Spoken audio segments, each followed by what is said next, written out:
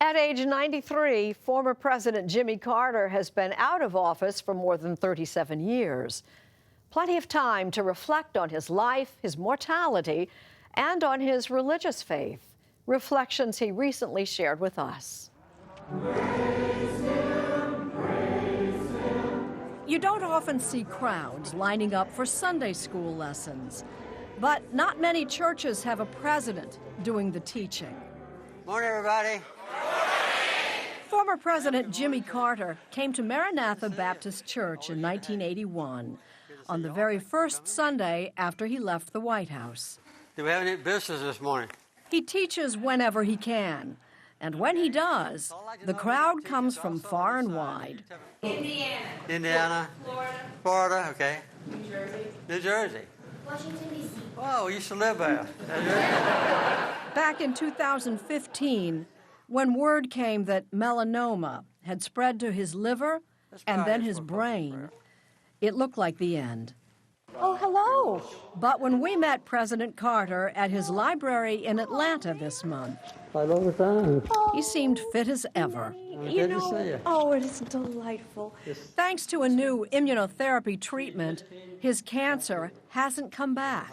It's an unexpected new chapter for a man who was ready to die and had already said his goodbyes. You started getting ready.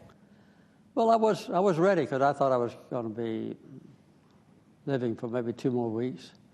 So I told all my staff here goodbye. I told all my children in the Atlanta area goodbye. And so I was prepared for it, but You looked astonishingly prepared for it. well, I was surprised at how easily I took it.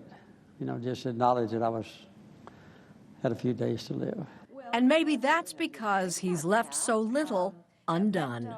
My name is Jimmy Carter, and I'm running for president. In 1976, for a nation weary of Vietnam and Watergate, How you doing, man? Jimmy Carter was a breath of fresh air. A relative unknown who won the White House on a promise of honesty. I would not tell a lie. I would not mislead the American people. So help me God. The highs were breathtaking. Improved relations with China and a landmark peace accord between Israel and Egypt. The increase in the inflation rate last year. But Carter also struggled with a hostile Congress, a sputtering economy, and a calamity overseas in 1979, when Iranian militants seized the U.S. Embassy in Tehran and took 52 Americans hostage, only to release them after 444 days, moments after Carter left office on Inauguration Day, 1981. In Faith, his 32nd book, published by CBS's Simon & Schuster, Carter writes that the hostage crisis stretched his own faith to the limit. During the Iran hostage crisis, you have said that you prayed more that year, and ultimately your prayers were answered. The hostages were safely released, And I think we but not under your watch. Well, that's not exactly right. That morning at 10 o'clock, all the hostages were in a plane ready to take off from Tehran. But the Ayatollah Khomeini didn't let them take off until 5 minutes after I went out of office. So, you know, it's an equivocal answer. What difference does it make? Your doesn't prayers matter. were answered. That's the happiest moment, I think, of my life, when I was still on the reviewing stand and the Secret Service came and told me the hostages were in the air, on the way to freedom. And if history says his presidency fell short, Jimmy Carter's second act has been all glory. Thank you. Thank you. Through the Carter Center, he's helped wipe out debilitating tropical diseases like guinea worm and traveled the world as an advocate for human rights. You are the first one-term president since Hoover not to be reelected, which, you know, history has a way of marking that as a failed presidency. Yes. Yes? I realize that. I realize that, you know, not getting reelected is considered to be a failure, but But I have found, since leaving the White House, that I've had a very gratifying and I think productive life with the Carter Center. You know, we've been able to monitor 107 different troubled elections. It may not have gone well had we not been there. For his efforts, Carter was awarded the Nobel Peace Prize in 2002. Well, we are delighted to be with you. His statesmanship seems especially relevant now.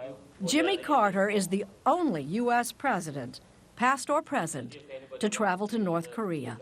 Just this week, I had a representative from the White House that came down and gave me an update on the latest developments with North Korea. So I have had some criticisms of some of the public statements that President Trump has made about fire and brimstone and that sort of thing being utilized. But I think that he's reacted quite well to the latest potential innovations from North Korea that wants to have talks. I think if President Trump wanted to send you to North Korea, you'd go? I would, if he asked me to. The constant in Carter's life is his wife of 72 years, Rosalind, who recently underwent intestinal surgery, made all the more risky by her advanced age. He'd been serene in the face of his own mortality, but he says the prospect of losing her terrified him. I was much more concerned then, and I prayed all night. And the doctor who was going to do the surgeon knew how old Rosalind was and said, Mr. President, if she was 60 years old, I would tell you not to worry. But she's 90 and been acting like 60, but when she gets on the operating table, she's going to be 90.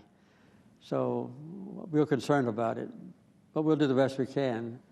So she came in and told me at 5 o'clock that Rosalind was going to live. Happy day. That was a happy day.